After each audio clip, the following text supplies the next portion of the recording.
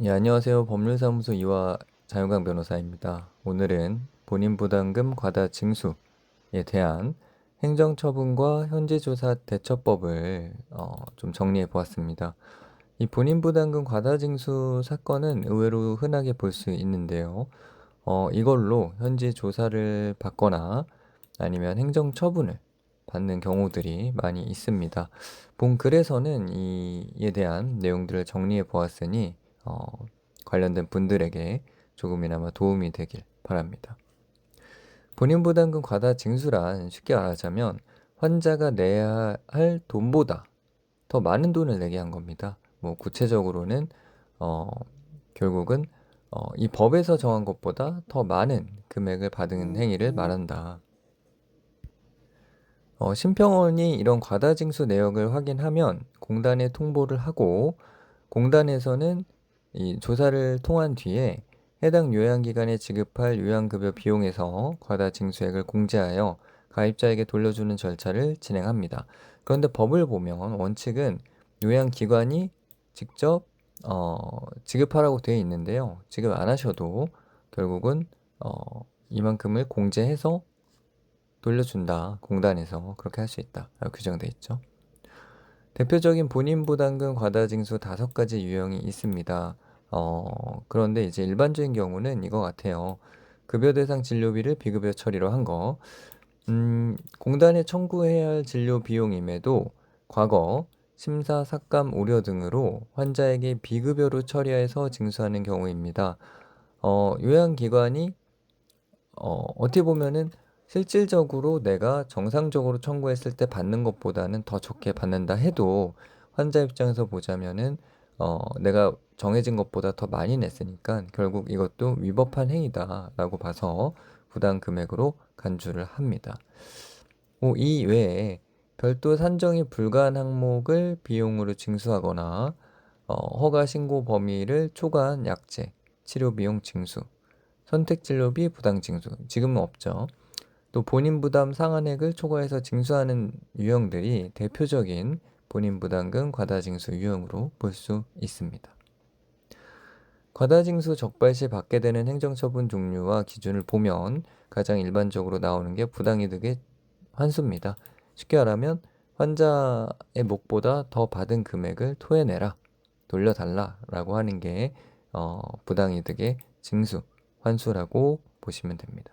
뭐 이거는 돈으로 금전적인 부분을 돌려주는 거니까 2단계에서 좀 곤란한 상황에 처하는 의원은 저는 실제로 많이 보지 못한 것 같아요. 그런데 실제로 문제가 되는 게 바로 이 업무정지 처분입니다. 부당 금액이 산정되면 그 비율에 따라 업무정지 처분 또는 과징금 처분이 이루어질 수 있습니다. 업무정지 처분은 1년의 범위 내에서 월평균 부당 금액과 부당 비율에 따라 정해지는데요. 이 외에도 그러니까 부당 금액과는 상관없이 현지 조사를 거부하거나 방해한 경우 또는 관련 서류를 제출하라고 했는데도 제출하지 않는 경우에도 1년 이내에 업무정지 처분이 가능하니까 조사에 대해서는 적어도 좀 내가 협조를 해야겠다라고 생각을 하셔야 됩니다. 막 방해하거나 거부하거나 이러면 오히려 좋지 않습니다. 근데 업무정지 처분이 원칙인데 예외적으로 이 업무정지 처분에 가름해서 과징금 처분을 하는 경우가 있습니다. 이 경우에는 뭐 업무정지 기간이 10일까지는 2배, 3배, 4배, 뭐 5배 이렇게 규정이 되어 있는데요. 뭐 금액이 너무 커지면 사실 과징금 부과 처분으로 과징금을 납부하는 것도 불가하겠죠. 그래서 그런 부분들 좀 주의하셔야 되고 소송을 잠깐 말씀드리면 행정소송에서 다투실 때 나는 부당 청구한 사실이 아니야 라고 전면으로 다투는 경우도 있지만 여기까지는 인정하는데 이 금액을 넘어서는 건 아니야 이렇게 다투는 경우도 있습니다. 왜냐하면 부당 청구 금액이 줄어들면 업무 정지 처분 기간도 줄어들고 과징금 금액도 줄어들거든요. 그러니까 결국은 부당 금액을 최대한 줄이는 것도 굉장히 중요하다 이렇게 보시면 될 것 같습니다. 또 관련된 법을 써놨으니까 참고하시고요.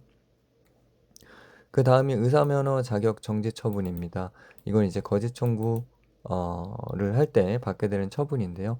이것도 어 경우에 따라서 뭐 무조건 면허 자격이 정지된다 이런 건 아니고 뭐 일정 요건 하에서 정지가 되는 거니까 좀 살펴보셔야 될 것 같습니다. 근데 사실 제가 어 좀 여기 관련되는 게 뭐냐면 형사 사건인데 어 이 청구를 의도적으로 위법하게 했다. 그러니까 실수가 아니라 의도적으로 했다라고 하면은 금액이 거짓 청구 금액이 750만 원 또는 그 비율이 10% 이상이면 형사 고발을 검토하기 시작합니다.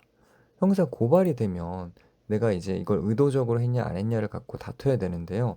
형사 고발 결과 금고형 이상의 형이 나오게 되면 자격 정지가 아니라 의사 면허 취소 처분의 원인이 됩니다. 그래서 굉장히 중요하죠. 그러니까 적어도 내가 부당 청구한 건 맞아. 근데 실수야. 이거랑 의도적으로 했어요. 이거는 완전히 달라져요. 뒤에 행정처분이.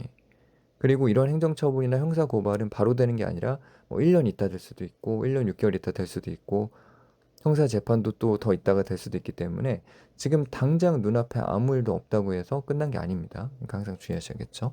그 다음 위반 사실의 공표가 될 수 있습니다.